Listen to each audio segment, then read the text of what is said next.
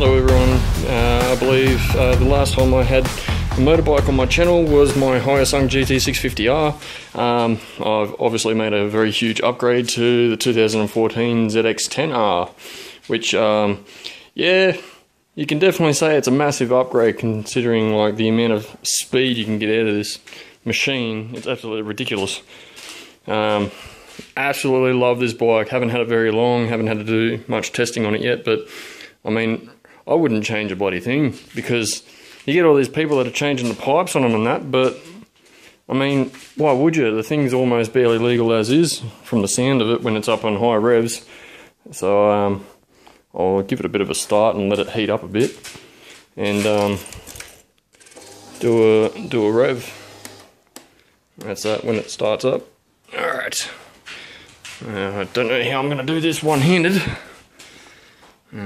Maybe... There we go.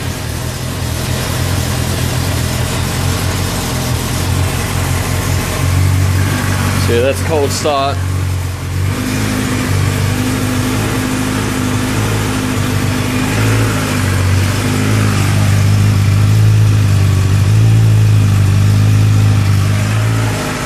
See, it's quite loud for a stock exhaust, so I have no intention of upgrading that to like a straight through or anything like that, because then it'll just be ridiculously loud and I won't be able to hear myself, and not to mention cops will be after me left, right and centre.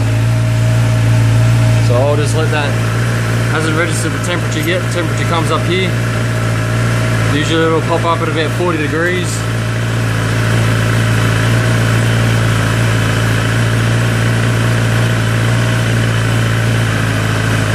I'll just start this recording when it's up at temp and give it a bit of a rev, so then you know what it sounds like. Alright everyone, I'm back. It's just heated up to 62 degrees now, which is pretty much optimal. It just takes about 1 to 2 minutes to warm up. So I'll give it a bit of a rev, and then you get an idea of what these things sound like, even though there's probably like 100 videos online to show these.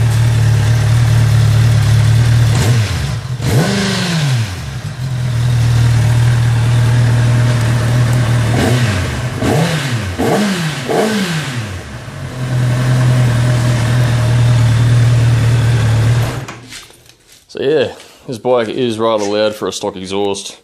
I would not recommend upgrading to a straight through exhaust, just purely for the fact that it's just going to make it so ridiculously loud. Yeah, the cops will pull you over all the time just for being too loud, and they'll probably end up fining you or defecting you, which is never fun. So yeah, things I can say about this bike: cosmetically, the bike looks absolutely unreal. When the bike's turned on, there's even a little light bar that comes up under here, as you can see, which looks pretty cool. As with most bikes with dual headlights, only one light's up on low beam, two light up on high beam. These are the side view mirrors, so much better than the Hi-O. Like, I couldn't believe how much difference they are, when you'd think they wouldn't be any different whatsoever, but I can see a hell of a lot more out of them instead of just seeing my arm and then having to move my whole body to see behind me. You can actually see by the side of you and see what's actually behind you. This seat has got to be the biggest upgrade so far. Just specifically for the fact that I don't feel like I'm sitting on something that's riding up my ass.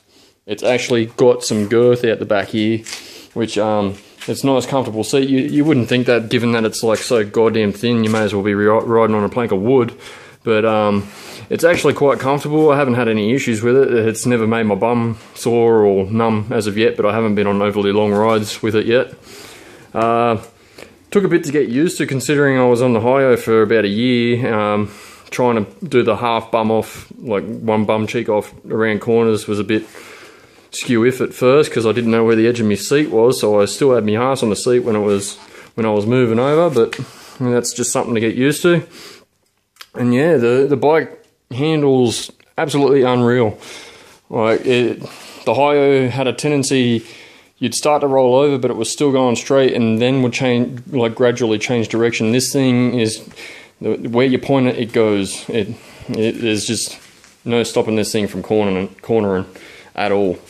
But yeah, I hope you like the video. Hopefully there'll be more later on. I'll probably get some better views of it, seeing as I haven't been really walking around much.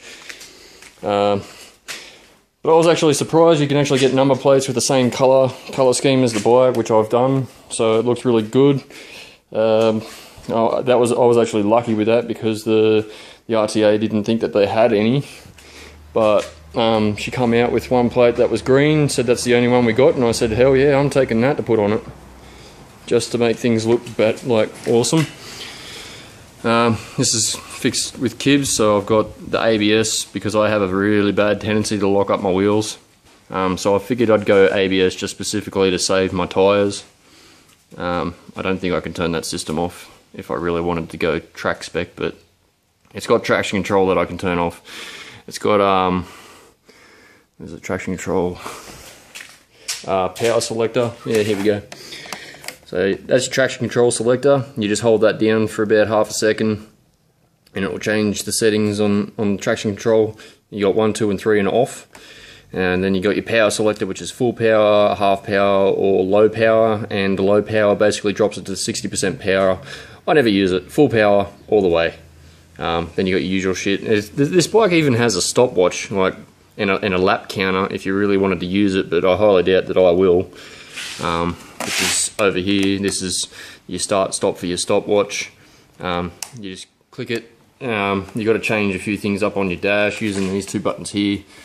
It'll bring up the stopwatch, and then you can use this button to start it, and then you use your pass button in order to say that you've done a lap, and it'll count the lap and then start the stopwatch from 0 again.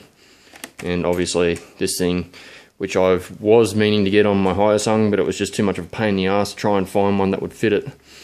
So I'm glad that this is in place for this bike, because there's been a few times when I was on my Hyo where I come across a crest and my front wheel come off, and then I come down and almost tank slapped.